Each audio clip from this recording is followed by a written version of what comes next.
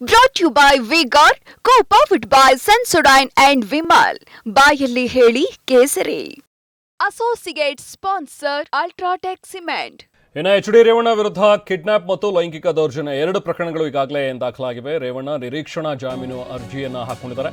So ಅದರ ವಿಚಾರಣೆಯನ್ನು ಈಗ ಮುಂದೂಡಲಾಗಿದೆ.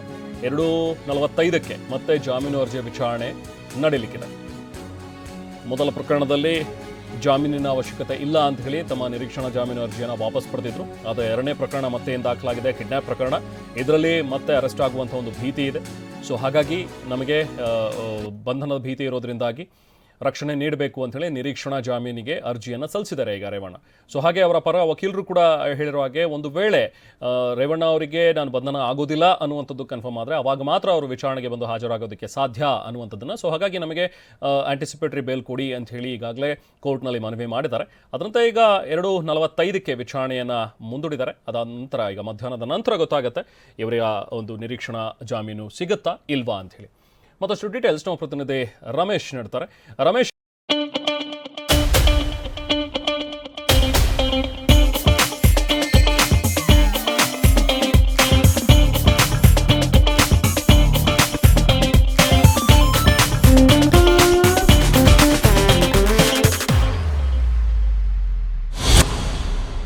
ಈಗಾಗಲೇ ಮೊದಲ ಪ್ರಕರಣದಲ್ಲಿ ಅವಶ್ಯಕತೆ ಇಲ್ಲ ಬೇಲ್ನದ್ದು ಅಂತ ಹೇಳಿ ಅವರು ಅದನ್ನು ವಾಪಸ್ ತಗೊಂಡಿದ್ರು. ಬಟ್ ಎರಡನೇ ಪ್ರಕರಣ ಈಗ ಕಿಡ್ನಾಪ್ ಪ್ರಕರಣ ಗಂಭೀರ ಪ್ರಕರಣ ಆಗಿರೋದ್ರಿಂದಾಗಿ ಸೊ ಇದರಲ್ಲಿ ಈಗ ನಿರೀಕ್ಷಣಾ ಜಾಮೀನನ್ನು ಕೋರ್ತಾ ಇದ್ದಾರೆ. ಸೊ ಏನಾಗಬಹುದು, ಈಗ ವಿಚಾರಣೆ ಕೂಡ ಮುಂದೂಡಿದ್ದಾರೆ. ಸೊ ಇವತ್ತೇನೆಲ್ಲ ಪ್ರೊಸೀಡಿಂಗ್ಸ್ ಆಯಿತು ಕೋರ್ಟ್ನಲ್ಲಿ, ಏನು ಮಾಹಿತಿ ಇದೆ ಕಿರಣ್? ರಮೇಶ್,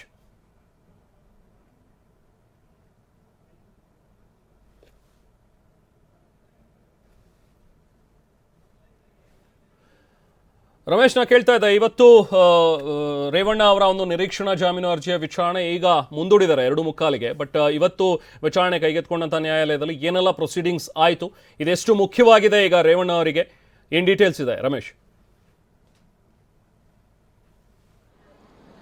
ರೆಹಮಾನ್, ಇವತ್ತು ರೇವಣ್ಣ ಅವ್ರ ಪಾಲಿಗೆ ಬಹಳ ನಿರ್ಣಾಯಕ ದಿನ ಅಂತ ಹೇಳಬೇಕು. ಯಾಕಂತಂದ್ರೆ ಇವತ್ತು ಬೆಳಿಗ್ಗೆ ವಿಚಾರಣೆ ಆರಂಭ ಆಗ್ತಿದ್ದಂಗೆ ಎಚ್.ಡಿ. ರೇವಣ್ಣ ಪರ ವಕೀಲರು ಕೋರ್ಟ್ಗೆ ಒಂದು ಮನವಿಯನ್ನ ಮಾಡಿದ್ರು.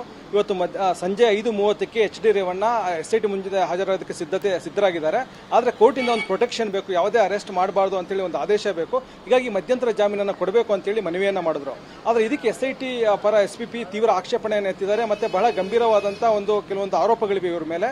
ಜೊತೆಗೆ ಇದು ಈ ಅತ್ಯಾಚಾರಕ್ಕೆ ಸಂಬಂಧಪಟ್ಟಂತ ಕೇಸ್ಗೂ ಇದಕ್ಕೂ ಲಿಂಕ್ ಇದೆ.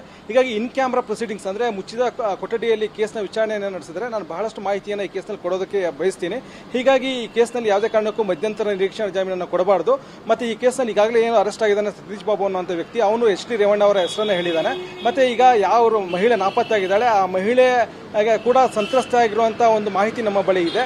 ಹೀಗಾಗಿ ಅತ್ಯಾಚಾರದ ಸಂತ್ರಸ್ತ ಆಗಿರೋದ್ರಿಂದ ಆಕೆಯನ್ನ ಈ ರೀತಿ ಕಿಡ್ನಾಪ್ ಮಾಡೋದು ಕೂಡ ಗಂಭೀರ ಅಪರಾಧ ಆಗುತ್ತೆ. ಹೀಗಾಗಿ ಅವ್ರಿಗೆ ನಿರೀಕ್ಷಣಾ ಜಾಮೀನು ಕೊಡಬಾರ್ದು ಅಂತೇಳಿ ಮನವಿಯನ್ನ ಮಾಡಿದ್ರು. ಈ ಕೊನೆಗೆ ಕೋರ್ಟ್ ಈಗ ಮಧ್ಯಾಹ್ನ 2:45ಗೆ ವಿಚಾರಣೆಯನ್ನು ಮುಂದೂಡಿದೆ. ನಿಮ್ಮ ಆಕ್ಷೇಪಣೆ ಏನಿದೆ ಅದು ಲಿಖಿತವಾಗಿ ಸಲ್ಲಿಸಿ ಅಂತೇಳಿ SIT ಅಧಿಕಾರಿಗಳಿಗೆ ಸೂಚನೆಯನ್ನು ಕೊಟ್ಟಿದೆ. ಇದರ ಅರ್ಥ ಇಷ್ಟೇ, SIT ಅಧಿಕಾರಿಗಳು ಈ ಕೇಸನ್ನು ಬಹಳ ಗಂಭೀರವಾಗಿ ಪರಿಗಣಿಸಿದ್ದಾರೆ. ಹೀಗಾಗಿ ಎಚ್.ಡಿ. ರೇವಣ್ಣ ಅವ್ರಿಗೂ ಕೂಡ ಸುಲಭಕ್ಕೆ ಜಾಮೀನು ಸಿಗೋದಕ್ಕೆ ಯಾವುದೇ ರೀತಿಯಾದಂತಹ ಅವಕಾಶವನ್ನ ಮಾಡಿಕೊಡ್ತಾ ಇಲ್ಲ. ಹೀಗಾಗಿ ಈಗ 2:45ಗೆ SIT ಅಧಿಕಾರಿಗಳು ಏನು ಲಿಖಿತ ಆಕ್ಷೇಪಣೆಯನ್ನು ಸಲ್ಲಿಸ್ತಾರೆ ಅದರ ಆಧಾರದ ಮೇಲೆ ಕೋರ್ಟು ಇವರಿಗೆ ಮಧ್ಯಂತರ ನಿರೀಕ್ಷಣಾ ಜಾಮೀನು ಕೊಡಬೇಕಾ ಬೇಡವಾ ಅನ್ನೋದನ್ನ ತೀರ್ಮಾನ ಮಾಡ್ತಾರೆ. ಒಂದ್ ವೇಳೆ ಏನಾದರೂ ಇವತ್ತು ಮಧ್ಯಂತರ ನಿರೀಕ್ಷಣಾ ಜಾಮೀನನ್ನು ಕೋರ್ಟ್ ಕೊಡದೇ ಹೋದ್ರೆ ಆಗ ಎಚ್.ಡಿ. ರೇವಣ್ಣ SIT ಅಧಿಕಾರಿಗಳ ಮುಂದೆ ಹಾಜರಾಗುವಂತ ಸಾಧ್ಯತೆಗಳು ತೀರಾ ಕಡಿಮೆ ಆಗುತ್ತೆ. Rehman, okay, thank you Ramesh. Brought to you by V-Guard, co-powered by Sensodyne and Vimal. ಬಾಯಲ್ಲಿ ಹೇಳಿ ಕೇಸರಿ. Associate sponsor Ultratech Cement.